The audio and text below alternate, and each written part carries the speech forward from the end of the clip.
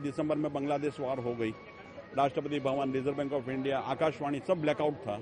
और उसमें ये था कि हमारा आकाशवाणी में भी, स्टूडियो में भी लाइटें जाती आती रही, कुछ जनरेटर से चली। बीच बीच में मैंने जो इमरजेंसी लाइट थी उसमें भी मैंने पढ़ा। उसके बाद मैंने मास्टर कंट्रोल से पूछा, मैंने कहा बुलेटिन आज ठीक गया? तो बोले साहब बहुत बढ़िया, और आपको ऐसा लगा जैसे कि लाइट गई नहीं है। I would never forget that day when she was assassinated here. I read the evening bulletin. I wrote the entire obituary and wrote, and for first time I said Annai Indira, that means Mother Indira. ये आकाशवाणी है और इसकी वाणी के जरिए देश ने कई ऐतिहासिक घटनाओं को महसूस किया है।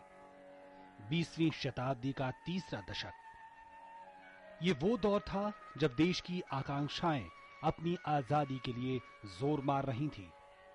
You are not newscasters, broadcasters, commentators for us. You are actually the unifiers of India. If India is today one country without any dissension worth the name, it is because of institutions like Akashvani.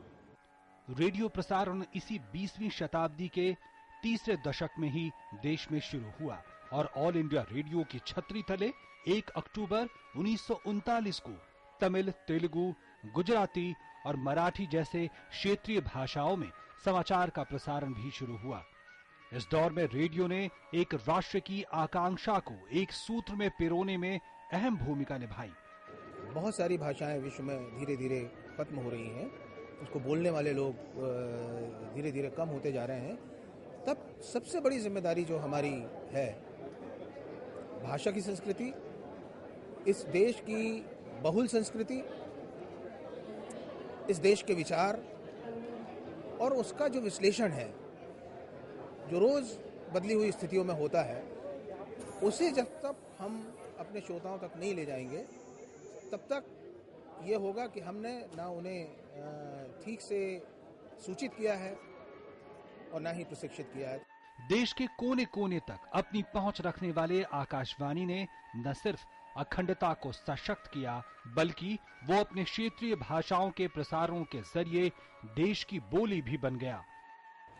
विश्वसनीयता, यही वो तथ्य है जो आज भी इस breaking news के दौर में आकाशवाणी के समाचारों को सबसे आगे रखती है और 14 से ज्यादा भाषाओं में इसका प्रसारण अपने आप में विविधता से भरे भारत की एक प्रतीक के रूप में AIR और आकाशवाणी को सामने रखती है।